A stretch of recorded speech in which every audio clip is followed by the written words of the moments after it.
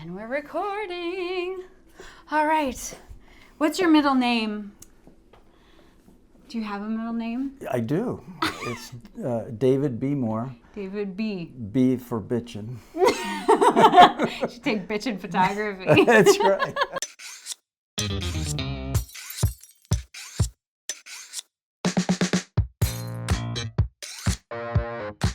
What's shakin' bacon? I'm Joni Simon. Welcome to my studio. This is where I do food photography. So if you're into that, you go ahead and hit the subscribe button. And today's video is a little bit different. Got to change it up, keep it fresh around here. And it's actually an interview with a friend who is a professional photographer. His name's David Moore, and he's a professional commercial photographer specializing in food. And he has been at it for over 30 years. And so I wanted to bring him in, bring in his experience and expertise to tell you some stories, to share some insights with you and sort of demystify the world of professional food photography, because I think we make it out to be much more complicated than probably it is. And so I wanted to have David share some of his experience, and he gives some really great business insights. So I know it's a long video, but as I was editing, I'm like, that's a great nugget and that's a great little nugget. And so I didn't want you to lose any of the helpful information. So it's a long video, but David's a lot of fun. I hope you get some really great inspiration and ideas from him. And so with that,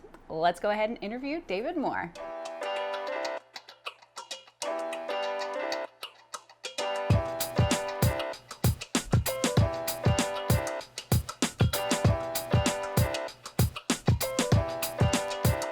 How long have you been a photographer?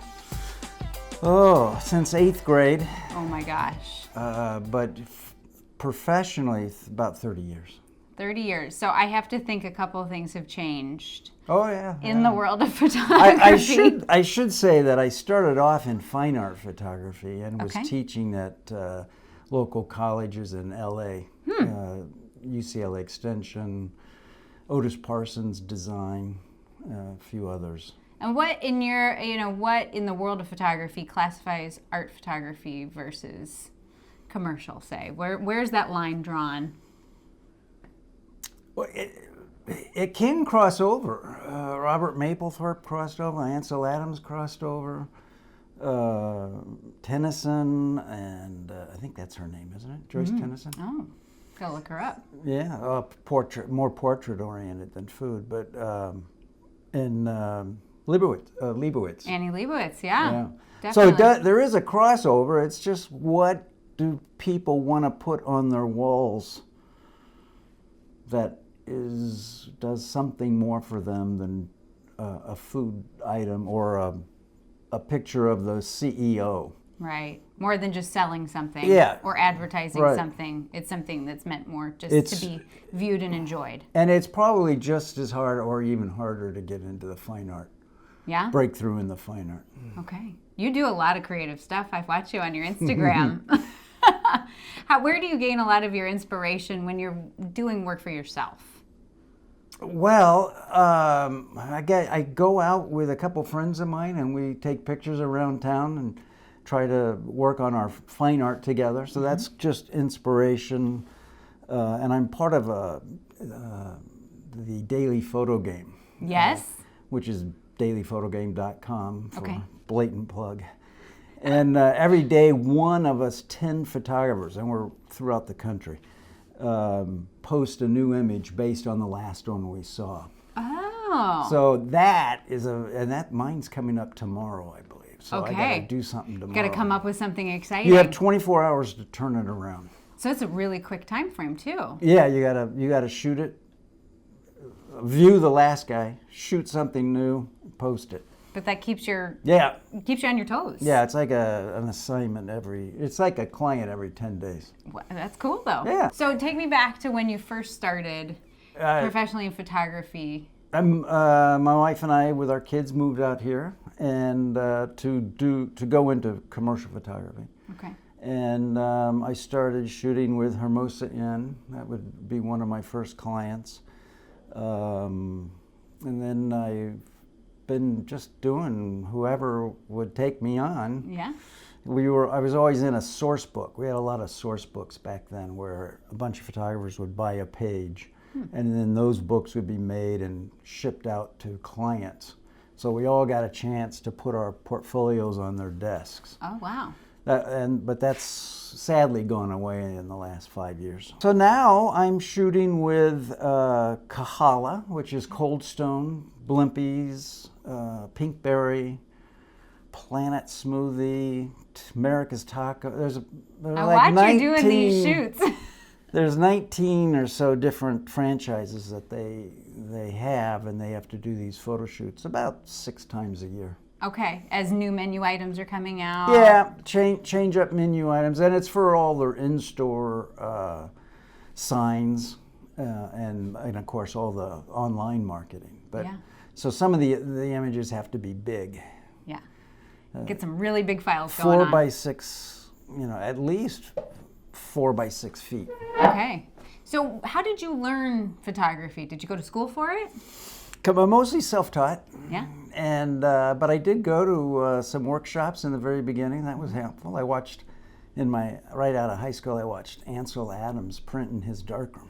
Really? On a workshop. So you went there? Yeah, it was right before wagon wheels were invented. But what an inspiring experience. Yeah. Oh, he was fantastic. Yeah. He sat in his living room and he looked at my prints. I mean, if that's not humbling, I don't know what is. It was scary. I was like, what did you show him? Do you even remember? A bench, a park bench, and he just said something nice. Yeah. There was another instructor there who was much harder on me. Yeah?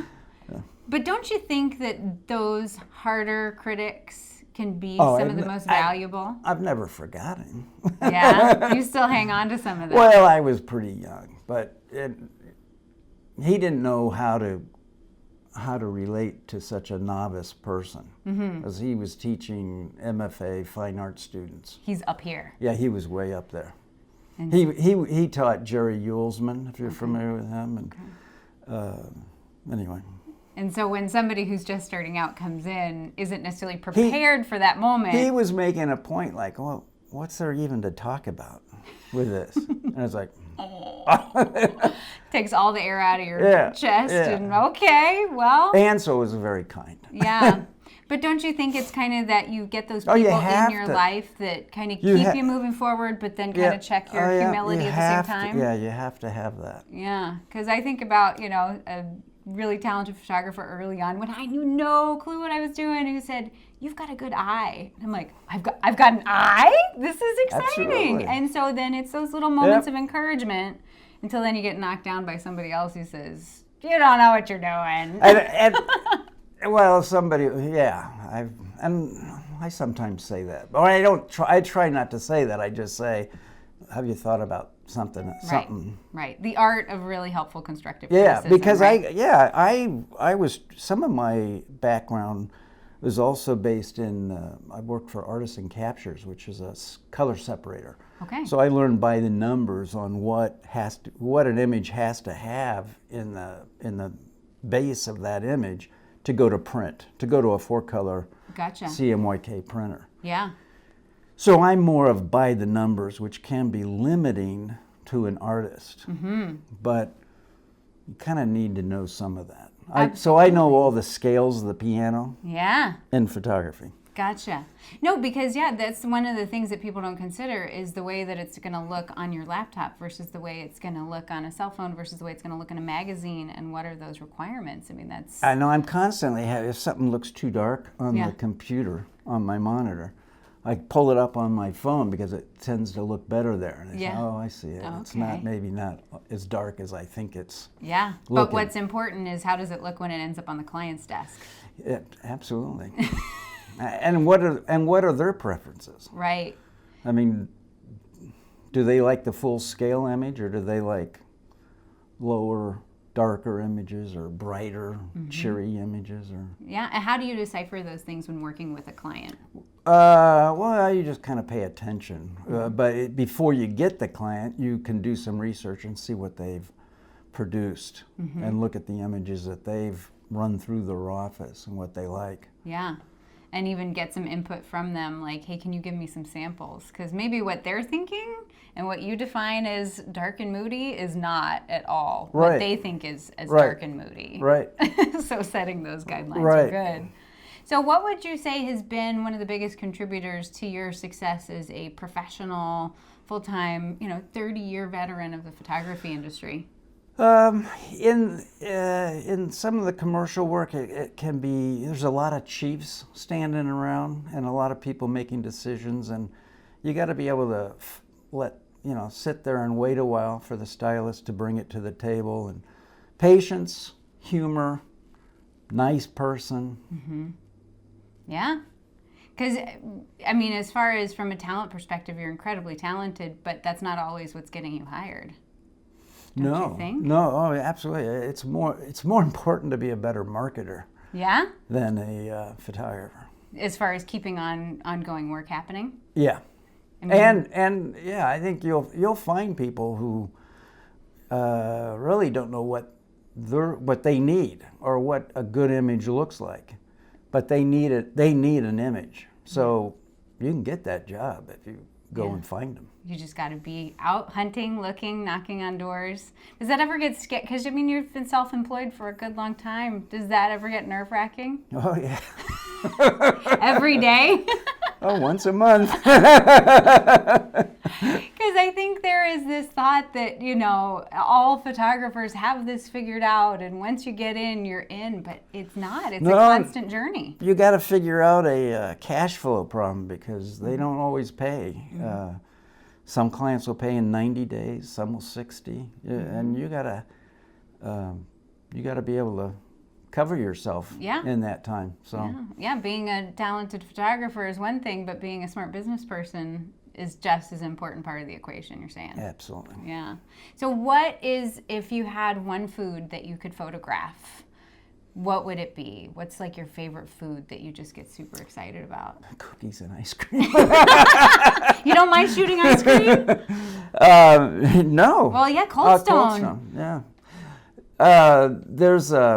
I shoot a lot of pieces of Cold Stone, and they have an in-house guy that puts all the pieces together. Gotcha. So if it's got syrup and caramel coming down, I'll shoot all the drips of caramel going down, and then we'll do the chocolate, and I'll shoot each drop of chocolate coming down, and then all those are put together. Gotcha.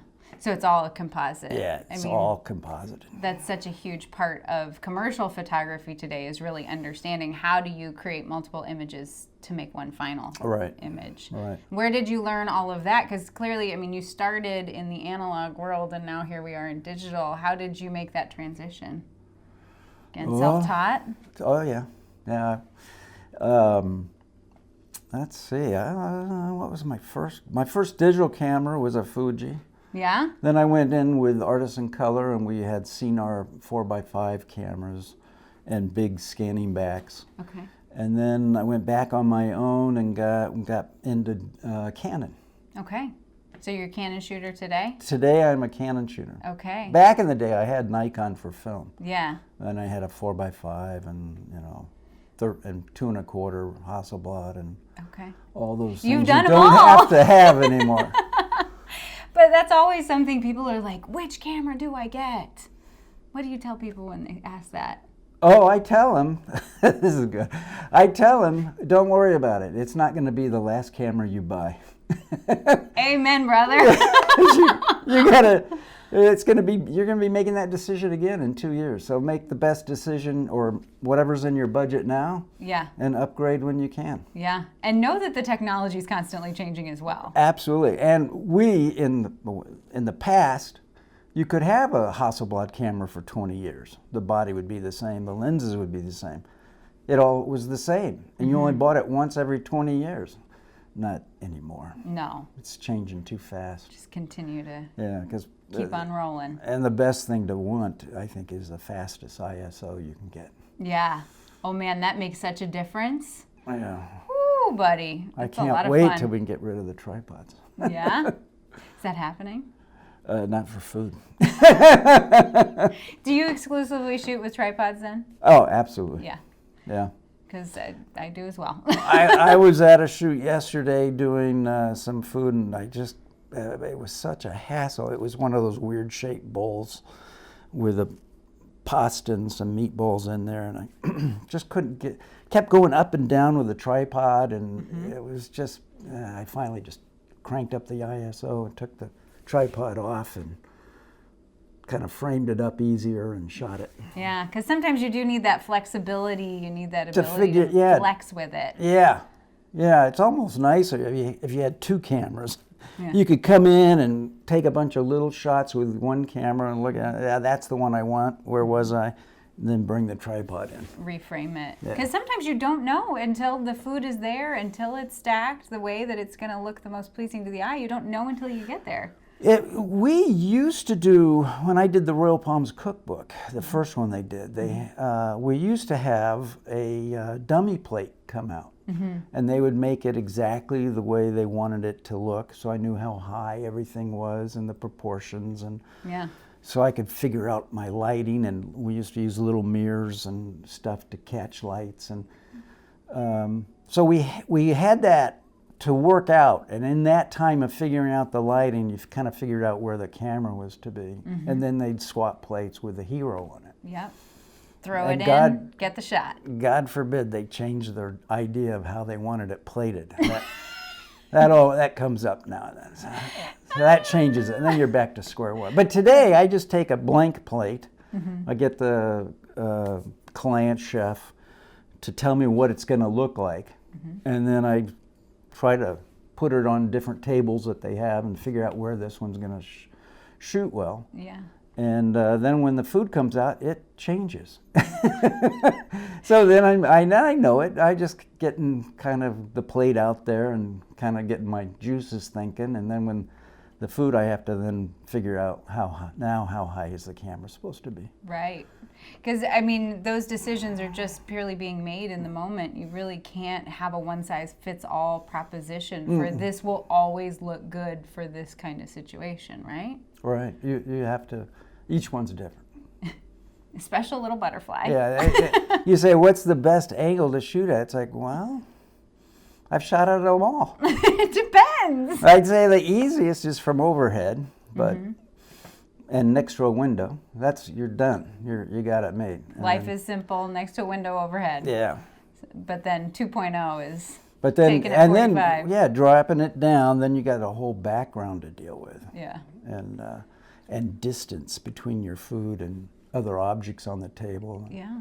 So that's a lot more complicated. So you obviously specialize in food. You have an eye for food, but do you do other kinds of photography as well? You do all sorts. I shoot homes for Phoenix Home and Garden. Okay. And products for them. I got a home shoot coming up, and not with them, but with an interior designer. So I do whatever I can. I don't do too many weddings. I don't do any weddings. Weddings seem like such a high-pressure situation. Yeah, you can't go back and No, reshoot those. I can rebake some cookies, no problem. But to recreate somebody's wedding, no, it's good pain. Good pain, but I prefer to work in a studio, turn the music up, pour a glass of wine, even if it's not the right one for the shot, and work away. What are you listening to when you're shooting? I guess you could say anything in the genre of Avett Brothers and then go back and Talking Heads. Okay. So there's a mixture of stuff. You've got a good mix going on. It's all on shuffle. Perfect. Because you got to have music. Yeah. I don't understand people. There's people who say they don't have music when they're shooting. I'm like, nah, how do you do that? I need to get into my groove. I feel good. Yeah. And then there'll be at Kahala, we put on the Beatles channel. Okay. And who else do we put on?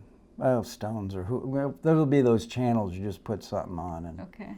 You feel good. So next time I look at a teriyaki bowl from Samurai Sam's, I'll have to think about the Beatles. Now that you asked earlier, what do I like to shoot? Yeah. What did I say? You said you like cookies and ice cream. Well, I do. Right. But to get an easy, pretty shot, those teriyaki bowls come out right out. The stylist just brings them out, and they just look perfect. They sing. What is it about those that you think is just so much fun to shoot? I guess because they have a bunch of elements that are separate from each other, because they're all kind of like stacked and got a nice bed of rice that separates and it's a nice, beautiful black Japanese bowl. Oh yeah, and you've got some elevation on it. Yeah. Got some rounded, Yeah. some balance. And then backlighting it. It's just like, I'm done. It's one of the easiest things to shoot. That's fun. That's always good when those come. Now, then there are the harder ones. So what is a challenge to shoot? I won't say dislike, but what is a challenge to shoot? Gravy and mashed potatoes, those kind of things that are brownish and not much shape to them. A quesadilla. I say I had a quesadilla shoot the other day that I wanted to throw out the window. I was so over it. It took me forever. Those you got to open them up and show the inside and stack them. Okay. Instead of, first thought is, oh, it's round, it's flat. What are you going to do with that? Well, you got to tear it apart. Rework it. Yeah. Rework it again. So for somebody who is just starting out, maybe they've been shooting a while and they're ready to start doing photography in a paid format, right? They're looking to become professional at some point. What would you say is something they just, like some sort of gotcha that they got to watch out for, something that they need to pay attention to? Well, I would say they got to get their name and contact number into their metadata in their file. You're only a hobbyist unless you put that on there. You've got to have because you got to put your files up on blogs and stuff, and your name should be attached to that. And in a copyright format. It doesn't have to be registered unless you want to sue somebody, and then it's too late. Right. So either you're getting in the habit of doing your copyright stuff every month of all your images, or you just put it in your file and hope nobody takes it, but it will be taken. Yeah, well, that's the way it is today. Yeah. It's the way of the world. The only good thing is that you can watermark it too, but it should be in there. It should just be a set way of ingesting your images into your database or on the camera itself. Put that information in there so they know how to contact you if they want to use it. It's for people who are good, who want to contact you and pay for it. Yeah, absolutely. And you would hope that everybody would behave that way. And if you keep your files somewhat small on the internet, then they can't make billboards. That's true. You're all of a sudden driving down the highway, hey! They can blow them up pretty good, but it'll limit them. Yeah, they can only go so far. And you may have a better chance of saying you're the owner if you have the raw file. Of course. And to shoot raw. Okay, shooting raw. Shooting raw, copyright. Have that smile. And then go Kill 'em. crazy. Go kill. So a big thank you to David for stopping by the studio and sharing all that helpful insight and stories. And if you want to go further into getting to know David, following his work, he is over at davidbmoore.com. I will link it down below, along with his social media. He is a whole lot of fun, definitely a lot of inspiration. And so with that, I hope you have a fantastic day. I hope you stay out of trouble, and I will see you again here real soon. All right, bye.